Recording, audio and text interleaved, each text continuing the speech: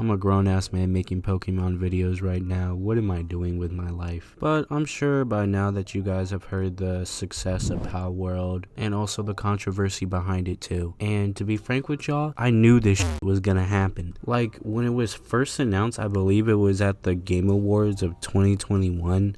I could be wrong, but the first time I saw it, bro, I was like, yeah, this is gonna cause problems in the future, but we'll get there. And sure enough, we did. And I also wasn't surprised about the success of the game, because keep in mind, it was announced in 2021, which means this game has been in development for 2 years. And personally, I haven't played Palworld because my computer isn't good enough to run it.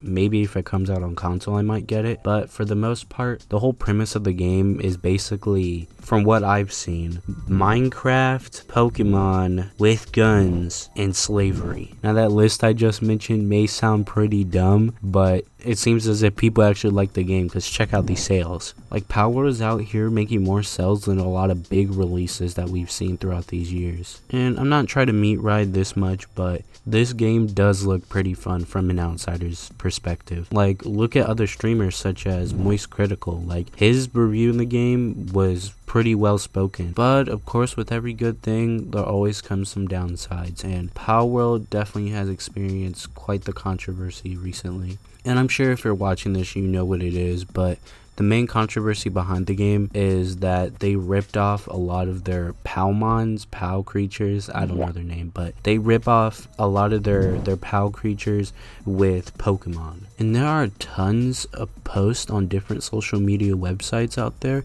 that show the similarities between Palmons and Pokemon. And I can kind of see it a little bit, but some of them are a little stretch. But for the most part, like, a lot of their main points are just, they just combine two Pokemon. But personally, I feel like a lot of these are stretches with like some acceptance, I guess, but I don't necessarily think they really ripped anything off. Like, they may have inspired a couple, but it's just a stretch for the most part. But of course, all of this raised suspicion, and because of that, Nintendo announced that they would be doing an investigation into Palworld. Which, in the end, I really don't know what they're gonna do, because Digimon is quite frankly the same, but it's a show with like less violence, I guess. But it's the same thing, but like, it wasn't taken down. So what would make Palworld any different, if you understand what I'm coming from? And this is just one of the many instances of why I personally am not a fan of Nintendo as much as I used to be, is because imagine just how bigger Nintendo would be if they would just let the fans do their things. Like fan games, for an example. There have been plenty of Nintendo fan games that have been taken down by Nintendo just because of their stinginess. Like, I don't know what their thought process is, but Nintendo can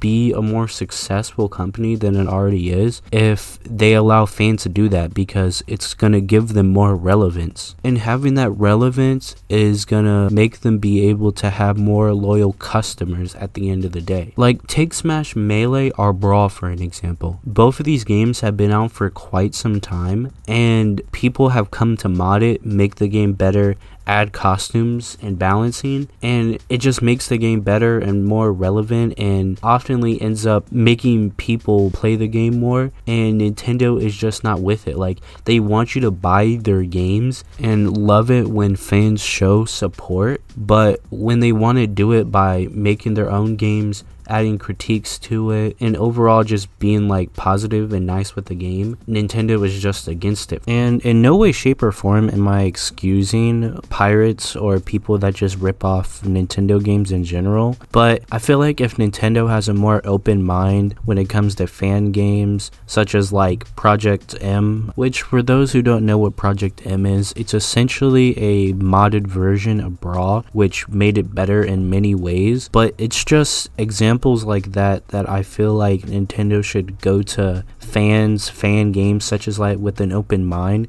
because the improvements made on Brawl in general with Project M were astonishing. But moving forward more into like something that I personally see with Nintendo games compared to like games such as Palworld, and this is sort of becoming more of a Nintendo hate video, but that's not my point. So if you look at the price difference between Pokemon games that were released like years ago, let's go Pikachu and Eevee. Bro, why are those games still $60? It doesn't make any sense to me compared to something like Palworld, which is, if I look it up, $30.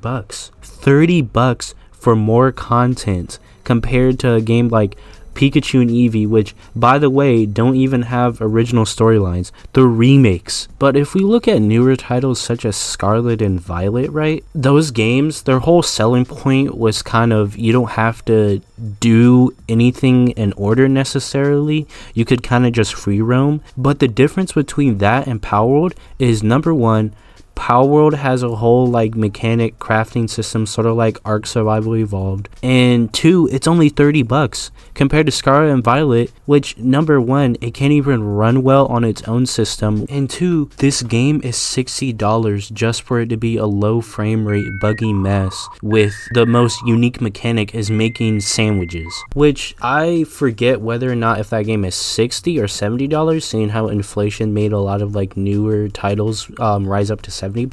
But bro, at the most, that game should have only been like $50 or $45 in my opinion, bro, because it was definitely not worth its original like retail price. And I have to say, where credit is due, Scarlet and Violet is the best selling Pokemon game to date. But if you have these other titles such as Palworld, which are able to deliver more content in a better way for literally half the price, like, it makes you think, how much more relevance is Pokemon gonna have? And that's my main point about Palworld. I see Nintendo's way of investigating not necessarily as a way to see if they actually pirate their games.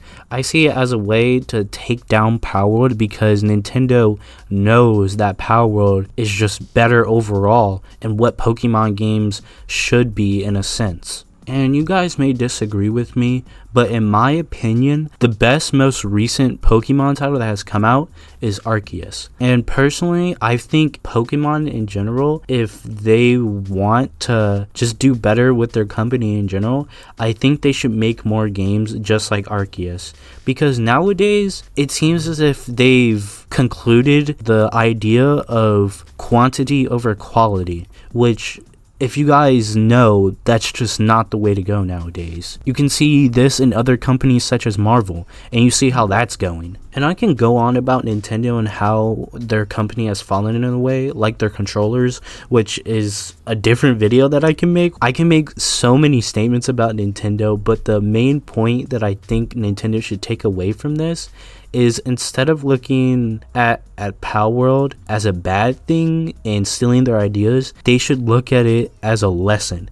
But all in all, if you don't agree with any of these points, I'm pretty sure we can agree on one thing. Nintendo in general just needs to do better. Whether it be their games, their controllers, or their console in general, they just need to do better. So yeah, that was my take on the whole situation.